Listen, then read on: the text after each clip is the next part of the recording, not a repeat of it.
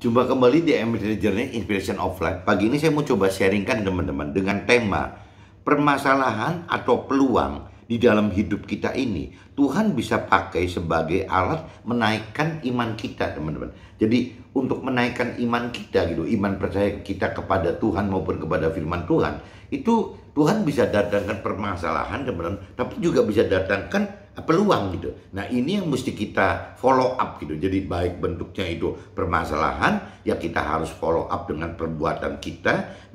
Adapun yang peluang pun sama, teman, harus kita follow up dengan perbuatan kita. Jadi tidak cuma cukup hanya dari iman saja gitu. Nah, ini saya sebelum masuk ke draft, teman-teman, sahabat, coba kita dasari sharing hari ini, pagi ini, dengan dari kitab 1 Korintus pasal 4 ayat 6 sampai 16, teman-teman. Coba teman-teman cari kitab 1 Korintus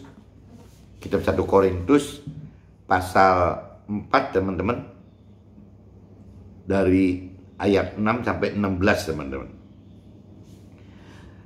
Perikopnya judulnya, teman-teman, rendahkanlah dirimu. Berarti rendahkanlah diri kita gitu. Saudara-saudara, kata-kata ini aku kenakan pada diriku sendiri dan pada Apolos, karena kamu, supaya dari teladan kami, kamu belajar apakah artinya ungkapan, jangan melampaui yang ada tertulis, supaya jangan ada di antara kamu yang menyombongkan diri dengan jalan mengutamakan yang satu daripada yang lain. Sebab siapakah yang menganggap engkau begitu penting, dan apakah yang engkau punyai yang tidak engkau terima? Dan jika engkau memang menerimanya, mengapakah engkau memegahkan diri seolah-olah engkau tidak menerimanya? Kamu telah kenyang, kamu telah menjadi kaya. Tanpa kami, kamu telah menjadi raja. Alangkah baiknya kalau benar demikian, bahwa kamu telah menjadi raja, sehingga kami pun turut menjadi raja dengan kamu. Sebab menurut pendapatku, Allah memberikan kepada kami, para rasul, tempat yang paling rendah, sama seperti orang-orang yang telah dijatuhi hukuman mati. Sebab kami telah menjadi tontonan bagi dunia, bagi malaikat-malaikat, dan bagi manusia. Kami bodoh oleh karena Kristus, tetapi kamu arif dalam Kristus. Kami lemah, tetapi kamu kuat. Kamu mulia, tetapi kami hina. Sampai pada saat ini kami lapar, haus, telanjang, dipukul, dan hidup mengembara. Kami melakukan pekerjaan tangan yang berat. Kalau kami dimaki, kami memberkati. Kalau kami dianiaya, kami sabar. Kalau kami difitnah, kami tetap menjawab dengan ramah. Kami telah menjadi sama dengan sampah dunia, sama dengan kotoran dari segala sesuatu sampai pada saat ini. Nah, ini Rasul Paulus katakan seperti itu, teman-teman. Jadi apabila kita melakukan firman Tuhan, konsekuensinya ya akan menghadapi seperti ini, teman-teman. Jadi kita akan menjadi lapar gitu apabila menjadi pelaku firman. Kita juga akan jadi haus, kita juga akan jadi telanjang, kita juga akan dipukul, ya kita hidupnya akan mengembara. Kita melakukan pekerjaan yang berat gitu. Ya, kita dimaki, kita dimaki tapi kita mesti memberkati gitu. Ya, kita dianiaya tapi kita harus sabar, kita difitnah tapi harus menjawab dengan ramah. Kita telah menjadi seperti sampah dunia, teman. Nah, ini kan balik lagi bagaimana kita bisa berbesar hati, berbangga, bermegah gitu. Ya, bahwa di dalam melakukan firman Tuhan itu ada satu kehormatan bagi dunia. Justru terbalik, teman-teman. Ya, apa yang kita lakukan demi firman itu adalah sebuah tindasan cemooh yang dari dunia, bukan dari kemegahan atau keagungan dunia gitu. Ini yang teman-teman harus mengerti gitu. Sebagai pelaku firman ya akan seperti itu gitu. Karena prinsip-prinsip dari firman Tuhan, prinsip dari keinginan, rancangan dan kehendak Tuhan, ya balik lagi, bukan targetnya itu mencari kesusahan duniawi atau kebahagiaan duniawi, teman-teman. Yang Tuhan cari itu bagaimana kita manusia itu bisa mendapatkan keselamatan akhirat nanti waktu hidup di akhirat, bukan sekarang. Bagaimana caranya kita dapatkan damai sejahtera yang kekal di akhirat juga, teman-teman, bersama dengan Tuhan. Jadi memang pada dasarnya sudah berbeda, teman-teman, antara apa yang Tuhan inginkan gitu, rancang kehendaki bagi kita, bagi manusia itu untuk mendapatkan keselamatan akhirat dan damai sejahtera di alam kekal, di akhirat nanti. Sedangkan di dunianya berbeda, teman. Bagaimana mendapatkan sukses duniawi untuk saat ini juga gitu. Ya hanya di dunia itu gitu. Bagaimana mendapatkan harta tahta dan memenuhi apa yang dunia perlukan, nafsu kita perlukan, yang kita penuhi di dunia ini. Hanya berhenti itu. Sedangkan Tuhan anggap apa yang ditargetkan dunia itu adalah fana. Ya cuman seperti orang menumpang aja. Cuman 70-80 tahun aja, teman-teman. Jadi ini yang Tuhan khawatir sekali apabila parameter manusia, parameter kita itu hanya berhenti di ukurannya di dunia yang fana ini. Dan Tuhan anggap ini salah besar gitu loh. Karena manusia itu ya ada unsur rohnya, di mana unsur roh itu akan kembali ke akhirat gitu. Nah di mana di akhirat itu tidak ada ukuran 70-80 tahun, tapi kekal, teman-teman. Jadi jangan sampai kita membela hidup yang di dunia ini yang hanya 70-80 tahun dengan mengabaikan bahkan melanggar apa yang Tuhan rancang kehendaki, apa yang Tuhan perintah peratukan dalam firman-Nya untuk bisa hidup mendapatkan keselamatan di akhirat nanti, teman-teman. Jadi memang terbalik sekali, teman-teman. Jadi kalau di sini nanti kita kupas salah satunya itu bagaimana Paulus dengan yakinnya supaya kita meneladani dia gitu, meneladani Paulus.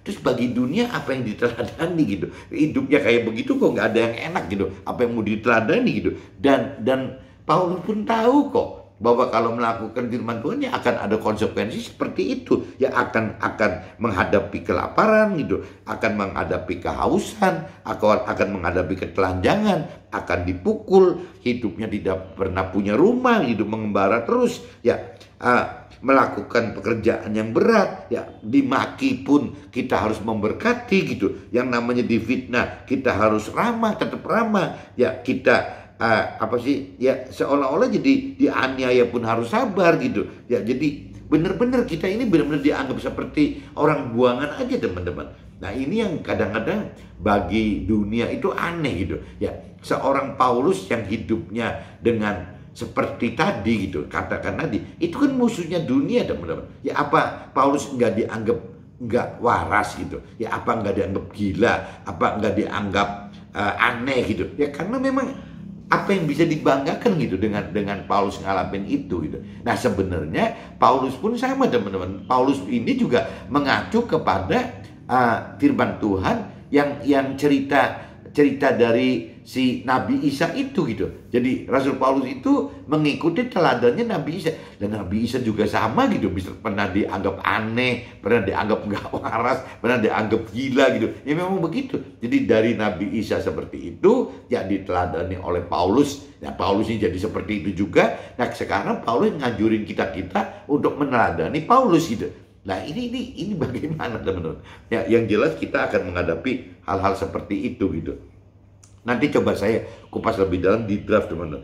Hal ini kutuliskan bukan untuk memalukan kamu, tetapi untuk menegur kamu sebagai anak-anakku yang kukasihi. Sebab sekalipun kamu mempunyai beribu-ribu pendidik dalam firman Tuhan, kamu tidak mempunyai banyak, ya ini istilahnya jadi mentor rohaninya gitu. Kamu tidak mempunyai banyak mentor rohani karena akulah yang dalam firman Tuhan telah menjadi mentor rohani ya oleh firman Tuhan yang diberitakan kepada kita itu. Si Paulus katakan begitu, teman-teman. Sebab itu aku menasihatkan kamu turutilah teladanku. Nah ini di ayat 16-nya kan agak konyol, teman-teman. Dalam kondisi Paulus seperti itu ya dia malah mengatakan sebab itu aku menasihatkan kamu turutilah teladanku gitu. Nah, terus apa yang bisa jadi teladan gitu? Ya apa yang dialami Paulus itu bagi orang dunia itu bukan teladan, malah dianggap sampah gitu. Paulus katakan seperti itu, firman Tuhan katakan seperti itu gitu. Dan itu jadi apa sih, sampah dan kotoran dari segala sesuatu katanya sampai pada saat ini, sampai sekarang berarti, teman-teman. Nah ini yang teman-teman coba renungi gitu, bahwa di kitab 1 Korintus pasal 4 ayat 6 sampai 16 ini ya sampai ujungnya Paulus katakan bagaimana kita harus meneladani si Paulus ini. Padahal ya kalau bagi dunia bagi orang yang punya keyakinan, teman-teman, orang yang hidup dengan pikiran, perasaan, kehendak sendiri, itu yang Paulus alami itu justru malah dihindari, teman-teman, oleh orang dunia dan orang keyakinan, bukan diambil itu. Nah, kalau Paulus dengan PD-nya, dengan percaya diri, ini teladan saya seperti ini loh. Ya, Anda kalau mau ikutin gitu. Ya, memang tidak mudah, teman. Untuk mengikuti tidak mudah gitu. Nah, ini saya coba lanjut, teman-teman, dengan kitab Yakobus pasal 2, teman-teman. Coba teman-teman cari kitab Yakobus, teman-teman. Pasalnya pasal 2, ayatnya 14 sampai 24, teman-teman. Ayatnya 14 sampai 24. 14 sampai 24, teman-teman. Coba teman-teman cari dulu ya. Kitab Yakobus pasal 2 ayat 14 sampai 24. Perikopnya, teman-teman, iman tanpa perbuatan pada hakikatnya adalah mati. Iman tanpa perbuatan pada hakikatnya adalah mati. Itu judul perikopnya, teman-teman. Apakah gunanya, saudara-saudaraku, jika seorang mengatakan bahwa ia mempunyai iman, padahal ia tidak mempunyai perbuatan? Dapatkah iman itu menyelamatkan dia? Gitu. Ini firman Tuhan tanya seperti itu. Gitu. Jika seorang saudara atau saudari tidak mempunyai pakaian dan kekurangan makanan sehari-hari, dan seorang dari antara kamu berkata, selamat jalan, kenakanlah kain panas dan makanlah sampai kenyang, tetapi ia tidak memberikan kepadanya apa yang diperlukan bagi tubuh orang tersebut gitu. Apakah gunanya itu gitu? Demikian juga halnya dengan iman. Jika iman itu tidak disertai perbuatan, maka iman itu pada hakikatnya adalah mati. Nah, firman di ayat ini, teman-teman, di ayat 14, 15 ini maksudnya menceritakan bahwa kalau ada orang gitu ya, kedinginan, hidupnya kedinginan kalau malam hari, kalau ada orang kelaparan gitu, ya apakah kita cuma sekedar bisa ngomong ya kalau kedinginan nanti pakai pakaian yang bisa bikin anget gitu, misalnya pakai mantel atau pakai jaket atau pakai apa gitu ya, atau pakai selimut gitu. Apa kita cuma sekedar ngomong begitu aja, teman, tanpa berbuat? Misalnya kita memberikan jaket ke, kita berikan mantel ke, kita berikan selimut ke gitu. Ya kita cuma bisa ngomong saja. Nah, maksud firman di sini, buat apa sih kalau cuma ngomong gitu aja gitu? Nggak ada gunanya gitu. Begitupun orang yang sedang kelaparan ya. Ya kalau orang sedang kelaparan berarti mesti makan. Nanti kalau makan jangan yang asam-asam dulu, takut mahnya kena ini itu. Ya itu kan cuma omongan gitu. Yang firman katakan apabila memang ada kita ketemu orang lapar, ya dikasih dong makan gitu. Kasih uang untuk beli makan gitu.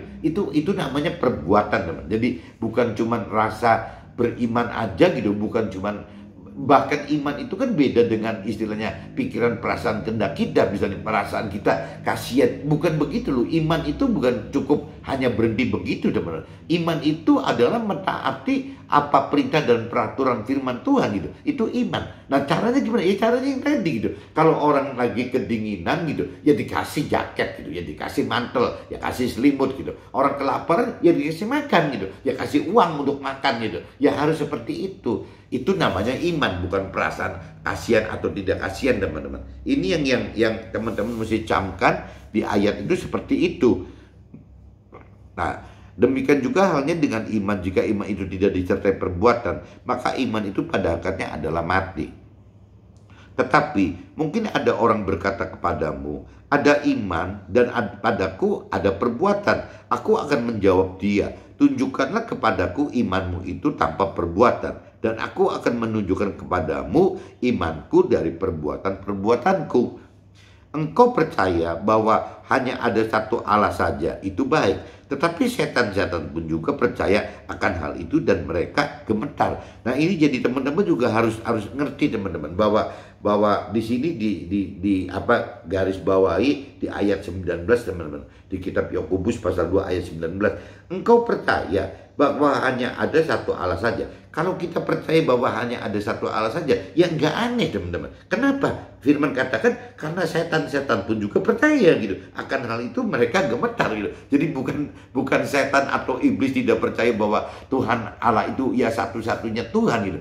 Iblis pun tahu gitu, setan pun tahu. Nah, Tuhan yang membedakan antara kita dengan iblis itu adalah ya kalau si iblis atau setan itu bukan pelaku firman, teman-teman. Kalau kita manusia harusnya menjadi pelaku firman gitu. Nah, jadi kalau kita tidak sampai melakukan firman, ya kita mesti koreksi diri. Jangan-jangan kita ini kena kelompoknya iblis atau setan gitu. Ya karena kalau yang tidak melakukan firman Tuhan, ya pasti iblis dan setan gitu. Nah, bagaimana sih iblis dan setan tidak melakukan firman Tuhan? Karena iblis dan setan tidak mengenal, tidak mengerti akan firman Tuhan, teman. Nah, jadi kalau kita pun sama, apabila manusia tidak mengenal, mengerti akan firman Tuhan, ya kita ini jadi gennya kena gennya iblis atau setan gitu. Kalau kita nggak mau ada masuk di dalam gennya iblis atau setan, ya mau nggak mau, teman-teman, kita harus mengenali firman Tuhan, kita harus mampu mengerti firman Tuhan, dan kita harus mampu melakukan firman Tuhan, teman. Baru itu dikatakan bukan iblis, bukan setan gitu. Tapi kalau kita tidak melakukan itu, tidak mengerti akan firman Tuhan, tidak mengerti akan firman,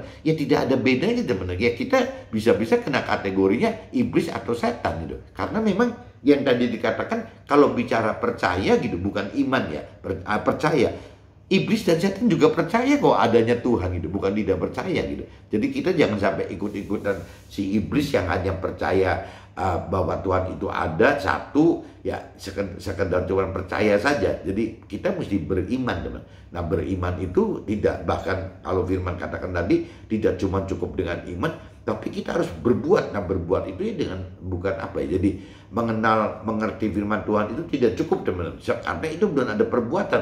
Nah, perbuatan itu adalah melakukan firman Tuhan, itu baru kita ada perbuatan. Jadi iman itu lahir karena pengenalan firman Tuhan dan pengertian akan firman Tuhan, dan iman itu akan benar-benar diperkuat lagi menjadi sempurna apabila ya kita melakukan firman Tuhan tersebut, teman-teman. Nah, ini pasti kalau kita sudah mengenal firman Tuhan, nanti firman Tuhan yang akan mengajarkan bahwa untuk bisa mengerti firman Tuhan dan melakukan firman Tuhan, memang nggak bisa cara lain, harus dengan menghidupkan roh Tuhan, roh kebenaran, roh kudus, atau bagi orang muslim disebutnya nur gitu, cahaya yang dari Allah itu ya untuk dihidupkan dalam roh kita, teman-teman. Sehingga kita pun harus tahu bahwa kalau kita pengen menghidupkan roh Tuhan dalam kita harus ada pengenalan, pengertian bahwa kita ini bukan terdiri dari tubuh dan jiwa saja, tapi kita ini terdiri dari tubuh, jiwa, dan roh. Nah, roh ini adalah tempat roh Tuhan ditempatkan dalam. Nah, waktu roh Tuhan ditempatkan dalam roh kita, maka kita akan mampu mengerti firman Tuhan,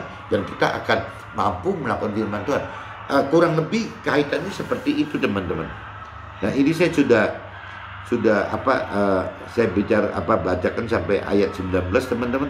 Ya, engkau percaya bahwa hanya ada satu Allah saja, itu baik. Tetapi setan-setan pun juga percaya akan hal itu, dan mereka gemetar. Hai manusia yang bebal, maukah engkau mengakui sekarang bahwa iman tanpa perbuatan adalah iman yang kosong?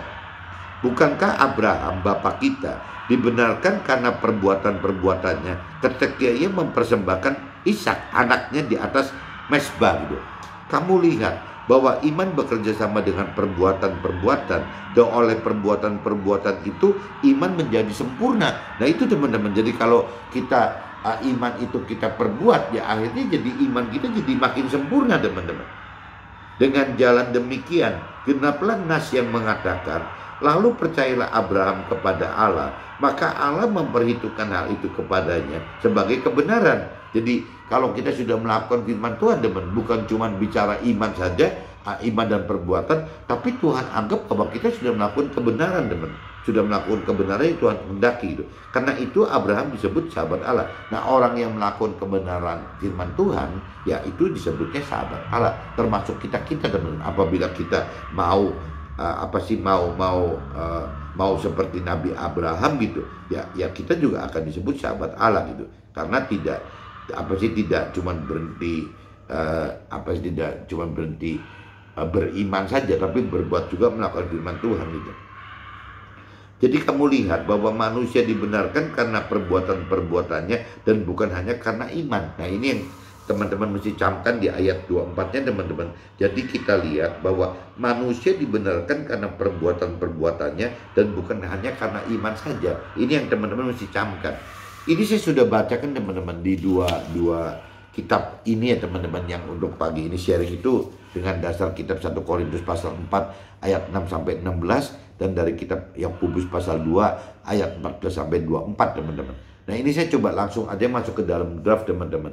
Ya, ini firman di 1 Korintus pasal 4 ayat 16 teman-teman. Sebab itu aku, kata Paulus, kata Rasul Paulus, menasihatkan kamu, turutilah teladanku. Itu firmannya katakan begitu teman-teman. Jika dipikir dan ditimbang perkataan Paulus ini, ya bagi pola rasio tidak ada yang pantas diteladani gitu. Apa gitu yang dilakukan Paulus? Karena yang dilakukan aneh dan tidak wajar dari kacamata kehidupan orang-orang dunia tadi yang tadi dikatakan gitu. Jadi apa yang diperintah peraturan firman Tuhan itu adalah satu kebodohan teman, kelemahan, kebodohan, kesalahan gitu ya bagi orang-orang dunia. Dan terus kenapa Paulus kok enak-enaknya sebab itu aku gitu menasihatkan kamu, turutilah teladanku. Apa yang bisa dijadikan teladan gitu? Nggak ada contoh yang dianggap benar oleh orang dunia atau orang yang punya keyakinan teman-teman. Nah, kita yang konyolnya teman-teman, kenapa kita kok bisa-bisanya kita menganggap diri kita bahwa kita ini adalah pengikut Tuhan Allah gitu. Nah, padahal di firman Tuhan Allahnya katakan hal-hal yang mungkin bagi kita orang dunia, orang keyakinan itu dianggapnya adalah kelemahan, kebodohan itu, kesalahan itu. Tapi ini yang lucunya kok kenapa banyak orang yang ikut Tuhan Allah gitu, yang percaya Tuhan Allah dan terima Tuhan Allah, padahal apa yang di firman Tuhan Allah bertentangan dengan apa yang diyakini, ya apa yang dipercaya oleh orang dunia gitu teman. Nah, ini kan jadi susah gitu ya. Berarti simbolnya cuma satu, bahwa orang-orang dunia ini, orang yang berkeyakinan ini adalah orang yang kurang atau tidak mengenal firman Tuhan teman, tidak mengenal perintah peraturan firman Tuhan dan tidak mengerti gitu, tidak mampu mengerti apa sih yang Tuhan pikir, perasaan dan kendaki dari firman-firman Tuhan tersebut gitu. Mungkin nggak ngerti itu teman-teman. Jadi akhirnya ya Tuhan itu dipersepsikan dengan pikiran si manusianya sendiri, pikiran perasaan kehendaknya manusia itu sendiri, bukan dari pikiran perasaan kehendaknya Tuhan gitu. Persepsinya seperti itu teman-teman. Nah, ini bikin kacau teman-teman.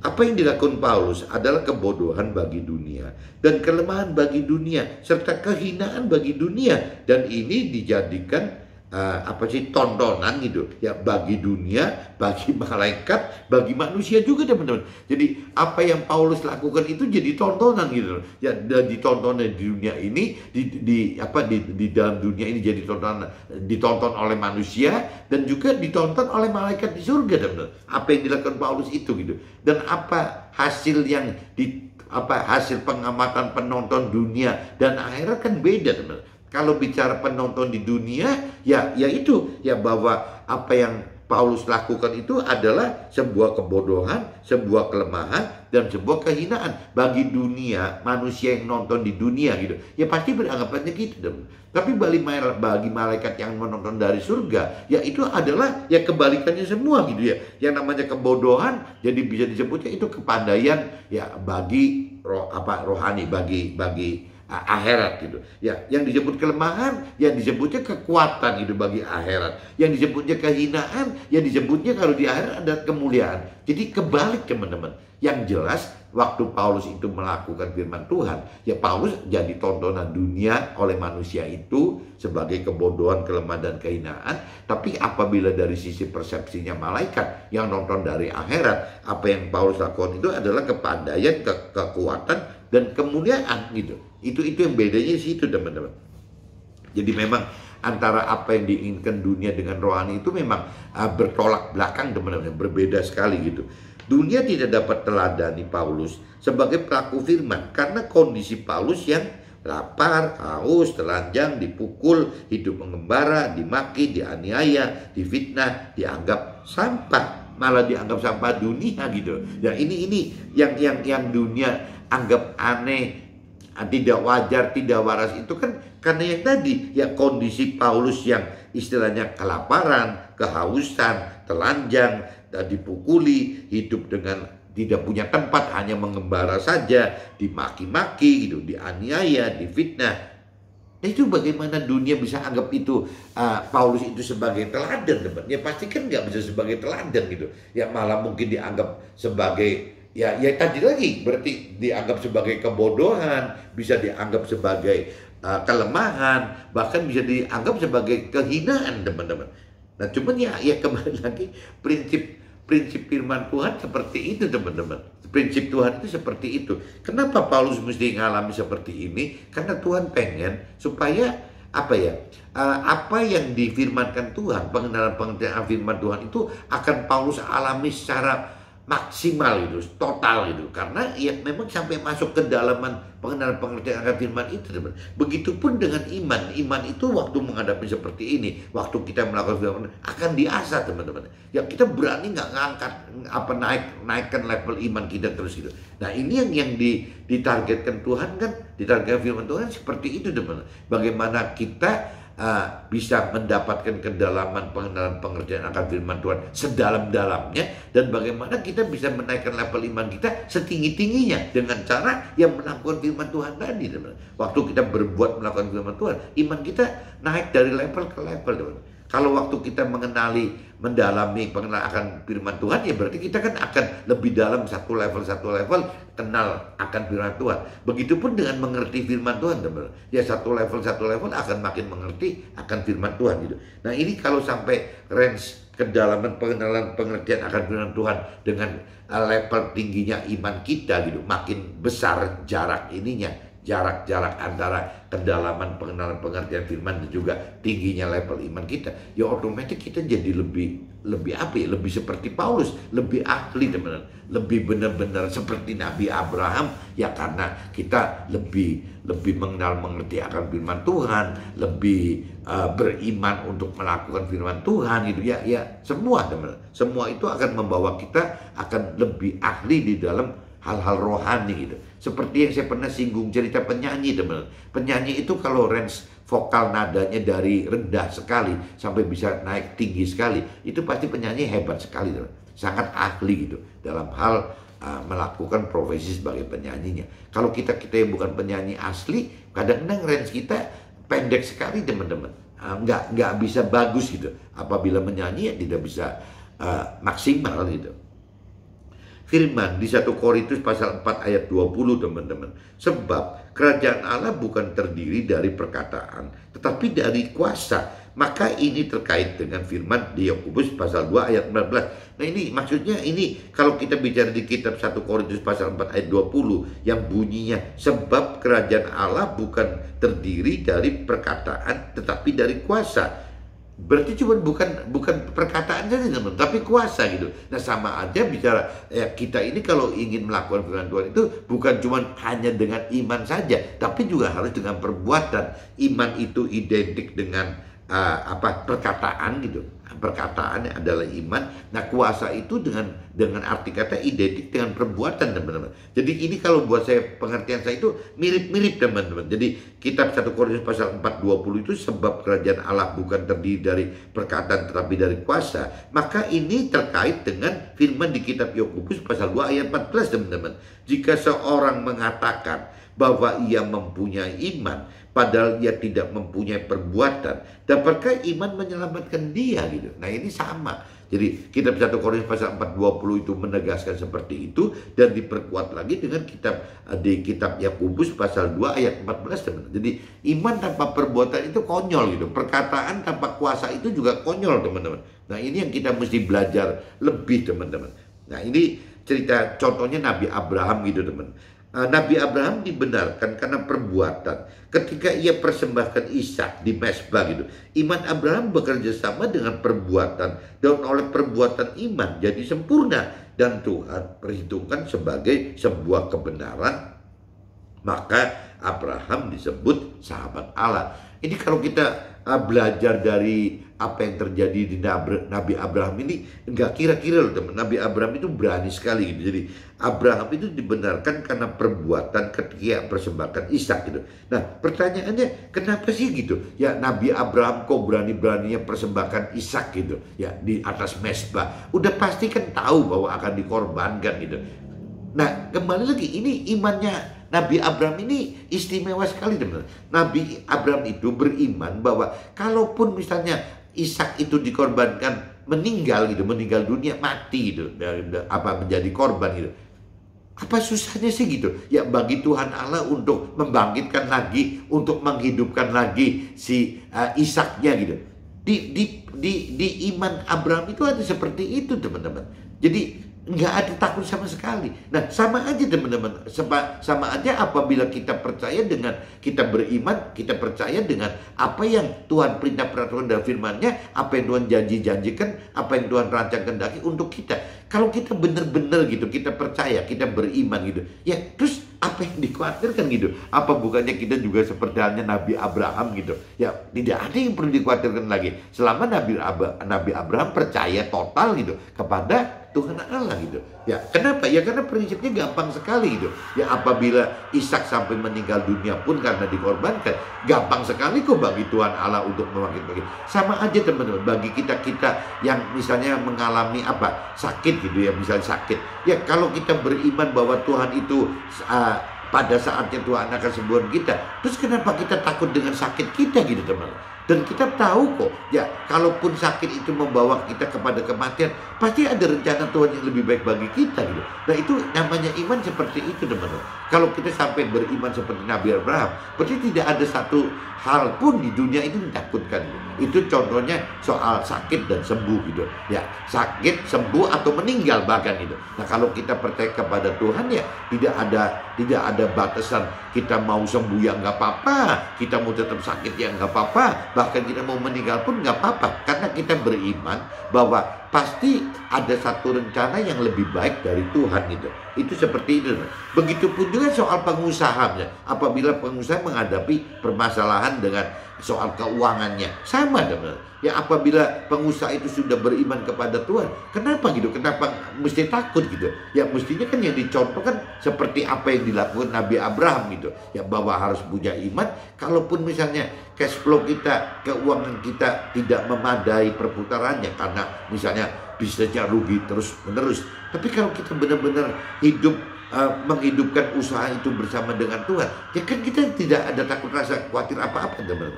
Kalaupun misalnya satu saat kita sampai kekurangan cash flow, apa susahnya sih bagi Tuhan Allah untuk mengadakan cash flow gitu ya? Apa susahnya sih bagi Tuhan Allah untuk membuat yang rugi jadi untung gitu? Kan mudah sekali, teman-teman. Buat Tuhan Allah itu mudah sekali gitu. Bahkan soal waktu, kenapa kita sampai rugi mesti sekian 20 tahun, 30 tahun, 40 tahun, kenapa gitu? Buat Tuhan mudah sekali kok. Ya kalau untuk membalas itu, misalnya tahu-tahu besok dikasih perubahan langsung, ya kenapa nggak bisa? Bisa-bisa aja gitu. Nah Tuhan kasih waktu sekian lama itu kan dengan maksud supaya kita mengalami masa proses sebenarnya. Proses perubahan, ya bagaimana dari mulainya kita kurang baik, yang jahat jadi baik, yang baik jadi benar gitu. Ya prosesnya butuh begitu, teman-teman. Nah masalah jangka waktu proses, ada yang kenapa cuman sebentar, ada yang mesti bertahun-tahun, ada yang mesti belasan tahun, ada yang puluhan tahun. Itu kembali lagi ke karakter kitanya, teman-teman. Kalau karakter kitanya susah sekali dibentuk oleh Tuhan, ya pasti prosesnya lama, teman-teman. Prosesnya lama. Itu bisa begitu, bisa juga karena fungsi kitanya, teman-teman. Fungsi kitanya Tuhan akan bedakan. Misalnya contohnya paling mudah kalau sering di-sharingkan di dalam firman itu, contohnya kayak misalnya cangkir gitu, cangkir gitu. Cangkir itu kan relatif, teman-teman. Ya, cangkir misalnya dari keramik gitu atau dari gerabah. Ya kalau kita pengen cepat sekali jadi, ya kita dari gerabah aja. Cangkirnya dari gerabah gitu. Gerabah itu cuman istilahnya kasar-kasar, ya langsung diproses dalam panas misalnya sekian ratus derajat, sudah selesai, teman-teman. Udah gitu. Terus dicat gitu, dicat pakai cat normal aja, panasin lagi sebentar, udah selesai. Tapi begitu kita masuknya ke cangkir yang untuk koleksi, teman-teman. cangkir ini udah nggak bisa dari gerabah gitu. Ya cangkir ini mesti dari keramik mungkin gitu, dari kaulin mungkin gitu. Ini udah bahannya udah beda, bukan tanah liat, tapi harus ada kaulin atau cerita keramiknya gitu. Nah, waktu proses keramik atau kaulin ini, daya panasnya pun mungkin nggak cuma cukup ratusan derajat teman-teman. Yang dibutuhkan sampai ribuan derajat. Apalagi kalau sampai ada proses pewarnaan, ada ini, ada itu gitu. Jadi proses pembentukan di dalam pembentukan dan pemanasan aja sudah tidak bisa satu kali teman, sudah berkali-kali. Belum lagi ditambah proses pemanasan lagi yang terkait dengan pewarnaan gitu. Nah, cuman hasilnya yang satu kan cangkir yang gerabah, yang mungkin seperti cangkirnya tepoci kali ya, tepoci yang sekarang yang di Jawa Tengah banyak itu kan cangkir dari bahan tanah liat gitu, gerabah gitu. Ya paling kualitasnya begitu gitu. Nah, cangkir seperti itu tidak mungkin gitu yang bisa ditaruh sebagai benda koleksi yang harganya mahal sekali gitu. Ya itu nggak mungkin teman-teman. Nah, Tuhan kadang-kadang proses kita itu seperti itu teman-teman. Bisa karena karakter kitanya yang memang keras sekali, jadi butuh waktu untuk dibentuk. Tapi bisa juga Tuhan proses itu karena Tuhan inginkan kita menjadi ya cangkir yang untuk koleksi tadi teman-teman. Bukan cuma cangkir yang sifatnya untuk minum teh poci gitu. Nah ini beda di situ teman-teman. Nah cuman yang tahu persis nanti kita ini bagaimana kan yang tahu Tuhan teman-teman. Kita kan nggak ngerti gitu. Apakah memang karena karakter kita yang kelewat keras gitu sehingga diprosesnya lama, atau karena memang Tuhan mengharapkan kita menjadi barang yang lebih mulia gitu. Ya contohnya cangkir koleksi tadi dibanding cangkir untuk teh poci tadi.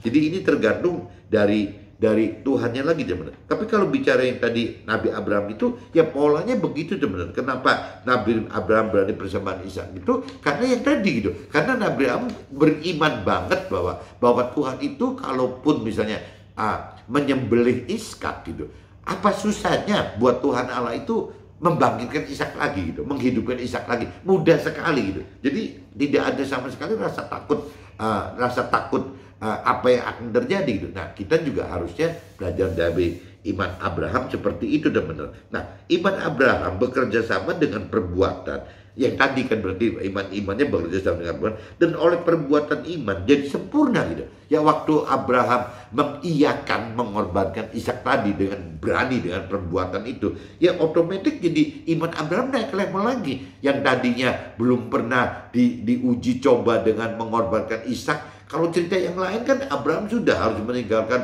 kota Ur Kasdim, udah harus pindah lagi, udah semua kok gitu. Ya sampai ujungnya yang terakhir itu ya persembahan untuk Nabi Ishak dikorbankan itu gitu. Itu kan percobaan yang paling berat buat Nabi Abraham karena nggak ada lagi gitu. Ya kalau Ishak sampai meninggal, wafat, dikorbankan, disembelih gitu, ya berarti sudah nggak punya apa-apa lagi gitu. Nah ini tapi Abraham berani gitu. Nah waktu Abraham naik level imannya karena berani persembahkan yang paling berat buat Nabi Abraham, ya akhirnya firman katakan iman Abraham itu jadi sempurna teman-teman. Dan Tuhan perhitungkan iman yang sempurna Abraham itu adalah sebagai kebenaran teman-teman. Malah bukan cuma sekedar iman lagi, sudah disebutnya hebat banget, benar banget yang namanya Nabi Abraham itu. Jadi disebutnya sudah kebenaran. Maka ya khusus buat Nabi Abraham itu disebutnya sahabat Allah. Nah problemnya apakah sahabat Allah itu cuma Nabi Abraham? Apakah kita tidak mungkin jadi sahabat Allah gitu? Itu kembali relatif di kita lagi teman-teman. Ya bagaimana iman kita dan perbuatan kita, apakah seberani Nabi Abraham? Tidak gitu. Seperti itu teman-teman. Nah untuk supaya kita berani punya level seperti Nabi Abraham, ya kembali lagi teman-teman, kita butuh kedalaman pengenalan pengertian akan firman Tuhan, dan juga kita butuh menaikkan level iman kita seperti yang terjadi di Nabi Abraham tadi teman-teman. Ya terus-terusan seperti itu. Bahkan yang namanya Paulus pun sama teman. Paulus pun juga kalau tanpa istilahnya tanpa ada iman gitu, keberanian iman juga tidak mudah teman. Tidak mudah untuk Paulus itu bisa menghadapi hal-hal yang tadi dikatakan. Ada cerita lapar, haus, telanjang, dipukul, hidup mengembara, dimaki, dianiaya, difitnah gitu, dianggap sampah. Itu kalau tanpa ada iman rasanya nggak mudah teman. Nggak mudah untuk Paulus bisa hadapi hal-hal seperti ini. Tidak beda dengan ceritanya Nabi Abraham tadi teman-teman. Nah ini dalam hidup kita, Tuhan datangkan hal-hal yang terkait dengan iman kita, baik dalam bentuk permasalahan atau peluang, di mana hal tersebut tidak cukup berhenti di dalam iman, tapi harus juga kita perbuat. Nah ini yang terakhir ini saya jadikan temanya teman-teman. Jadi temanya sama gitu, permasalahan atau peluang dalam hidup Tuhan, dalam hidup kita, Tuhan pakai sebagai alat menaikkan iman kita. Jadi kalau kita urainya dalam hidup kita, Tuhan datangkan hal yang terkait dengan iman kita, baik dalam bentuk permasalahan dan peluang-peluang gitu. Nah ini bukan cuma iman saja teman-teman. Jadi di sini dimaksudnya itu apabila Tuhan ingin memperdalam pengenalan akan firman kita, apabila Tuhan ingin memperdalam pengertian akan firman kita, yaitu tidak bisa dengan cara hanya apa? Ya sekedar begitu. Ya Tuhan akan latih kita pengenalan pengertian akan firman Tuhan kita itu dengan mendalami ya lewat permasalahan teman. Tuhan bisa datangkan permasalahan, tapi sebaliknya Tuhan juga bisa datangkan peluang teman. Jadi buat Tuhan permasalahan dan peluang itu ya kalau buat dunia mungkin kalau permasalahan negatif gitu. Tapi kalau peluang berarti positif. Tapi kalau bagi rohani, bagi Tuhan, bagi firman Tuhan, permasalahan peluang itu nggak ada problem dong. Tidak ada penilaian ini positif atau negatif, ini negatif atau positif gitu. Yang jelas permasalahan menjadi alat uji coba buat kita lebih dalam mengenal, mengerti, serta keberanian melakukan iman Tuhan, menaikkan level iman kita gitu. Itu dari lewat permasalahan. Tapi bisa juga teman-teman dari peluang teman. Dari peluang juga sama. Peluang itu juga bisa menghasilkan kedalaman pengenalan pengertian firman Tuhan dan juga keberanian melakukan dan beriman untuk naikkan level iman kita. Jadi permasalahan peluang itu dari kacamata Tuhan, dari kacamata rohani sama saja teman-teman. Yang penting intinya dalam permasalahan itu menimbulkan perubahan. Sebaliknya di urusan peluang juga bisa menimbulkan perubahan. Perubahan apa? Ya perubahan kedalaman pengenalan pengertian akan firman Tuhan serta tingginya level iman kita. Jadi itu kedalaman pengenalan pengertian akan firman Tuhan dan ketingginya level iman kita. Ya itu harus melewati yaitu ya adanya proses permasalahan atau proses peluang gitu. Maksudnya gitu teman-teman. Jadi teman-teman nggak usah khawatir kalau ngadepin permasalahan berarti waduh ini kita dalam problem. Kalau dari kacamata rohani, dari kacamata Tuhan, ya Tuhan pengen asah kita kok lewat permasalahan kita. Jadi kita nggak usah harus down gitu ya karena permasalahan. Jadi kita harus bagaimana? Ya nggak apa-apa gitu lewat permasalahan Tuhan akan ajar kita untuk lebih dalam mengenal mengerti ajaran Tuhan dan akan naikkan level iman kita gitu lewat permasalahan itu. Tapi kalaupun kita mengalami peluang ya kita juga jangan senang-senang teman, karena peluang itu bisa Tuhan datangkan dan bisa juga Tuhan jadikan sebagai yaitu ya alat untuk merubah gitu pengenalan pengertian firman kita dan juga alat untuk menaikkan level iman kita. Jadi pengen permasalahan atau peluang ya bagi Tuhan itu sama. Yang Tuhan Tuhan pilih itu bukan masalah permasalahan atau peluangnya, bukan Tuhan tentukan permasalahan atau peluangnya, tapi prosesnya teman. Proses bermasalah dan proses berpeluang ini yang Tuhan pakai untuk yaitu mendalam menimbulkan kedalaman pengertian akan Tuhan dan juga tingginya level iman kita. Begitupun juga lewat peluang teman. Lewat peluang juga sama teman. Jadi lewat peluang itu Tuhan akan pengen ngebaca kita berani nggak gitu ngadepin peluang itu. Kadang-kadang kalau kita tidak mau beresiko gitu, ya biasanya kita kalau tidak mau berubah, biasanya ya ditolak teman. Ya meskipun bentuknya peluang pun ya tidak dianggap gitu, karena takut gitu, takut untuk berubah. Nah makanya Tuhan kan yang serba tahu gitu bahwa kita ini tipe-tipe orang yang kapan sih yang mestinya dikasih permasalahan gitu. Tapi juga Tuhan tahu kapan sih kita dikasih peluang gitu. Itu Tuhan yang tahu persis kan itu teman-teman. Nah cuman yang jelas dari permasalahan yang timbul atau dari peluang yang timbul itu ya Tuhan kedua hal ini bisa Tuhan pakai untuk menjadi ujian cobaan kita dalam mentransformasi karakter kita atau mungkin level kita gitu, atau mungkin fungsi kita yang tadi, ya itu tadi yang dikatakan seperti satu cangkir yang untuk koleksi gitu, yang satunya cangkir hanya untuk minum teh poci gitu. Itu kan kualitasnya beda, teman. Jadi semua itu bisa Tuhan pakai dalam proses gitu. Tuhan bisa manfaatkan dalam proses yang bermasalahan, yang timbul karena permasalahan, tapi Tuhan juga bisa proses karena Tuhan beri peluang gitu, teman. Dua-duanya sama, teman, bagi Tuhan sama. Jadi kalau buat kita yang sudah lebih dalam mengenal mengerti akan firman Tuhan, sebenarnya loh ya, kita hidup menghadapi permasalahan atau kita hidup dengan mendapatkan peluang, sebenarnya bukan itu, teman-teman. Yang kita cari itu nggak usah itu gitu. Jangan sampai kita ketakutan karena kita menghadapi permasalahan, jangan sampai kita bergembira karena mendapatkan peluang gitu. Karena dua-duanya Tuhan pakai sebagai proses untuk lebih dalam mengenal mengerti akan firman Tuhan, lebih tinggi level imannya gitu. Intinya gitu, teman-teman. Jadi bukan masalah, aduh permasalahan berarti saya sial banget ya dapat permasalahan gitu. Wah, sebaliknya kalau dapat peluang, aduh kita kok rezeki banget, hoki banget nih bisa dapat peluang gitu. Ya dari kacamata Tuhan bukan itu, teman-teman, bukan itu yang dilihat gitu. Jadi yang buat Tuhan itu adalah pengen permasalahan atau peluang. Yang Tuhan lihat itu adalah prosesnya gitu.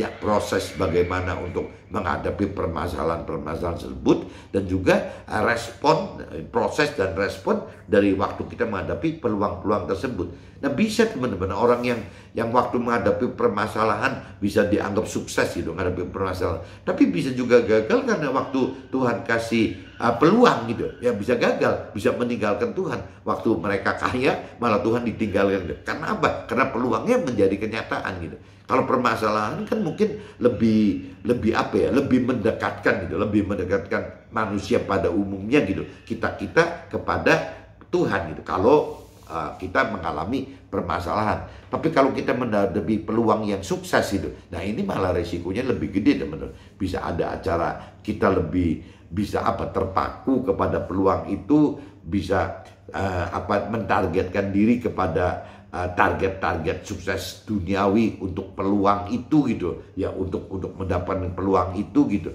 Nah ini akhirnya ujung-ujungnya jadi ya peluang itu malah bisa melepaskan kita gitu ya dari kedekatan kita kepada Tuhan gitu. Ya akhirnya kita jadi tidak beriman, kurang beriman kali, kita jadi sudah malas mengerti firman Tuhan lebih dalam dan lebih serius lagi ya. Itu kalau konsekuensi peluang itu seperti itu, teman-teman. Makanya teman-teman kalau mendapat peluang harus lebih double hati-hati kali ya, harus ekstra hati-hati. Tapi kalau permasalahan sih, kalau yang saya tahu gitu dari sharing teman-teman gitu atau dari mentor rohani, banyaknya kalau kita mengalami permasalahan sih biasanya ya kita makin mendekat kepada Tuhan, teman-teman. Yang lebih berat itu apabila ujian cobaan itu berupa peluang gitu ya, peluang yang bisa membuat kita sukses, yang bisa membuat kita bahagia di dunia ini, yang bisa membuat kita memenuhi segala macam kebutuhan kita di dunia ini. Nah hal-hal seperti ini, teman, yang beresiko malah kita bisa meninggalkan Tuhan. Ya kita bisa kehilangan Tuhan gitu. Nah ini yang teman-teman harus hati-hati gitu. Mungkin pagi ini saya coba sharing seperti ini, teman-teman. Jadi teman-teman yang penting harus tahu bahwa apabila kita menghadapi permasalahan atau apabila kita menghadapi peluang, dua-duanya itu adalah bisa Tuhan pakai sebagai alat Tuhan untuk uji coba kita dalam hal bagaimana memperdalam firman, dan bagaimana memperdalam pengenalan firman kita, dan juga bagaimana untuk meningkatkan level iman kita gitu. Ya kuncinya ya bukan di permasalahannya atau di peluangnya, tapi ya di prosesnya, teman. Proses bermasalah dan proses berpeluang itu yang paling lebih penting. Oke, teman-teman, see you, bye bye.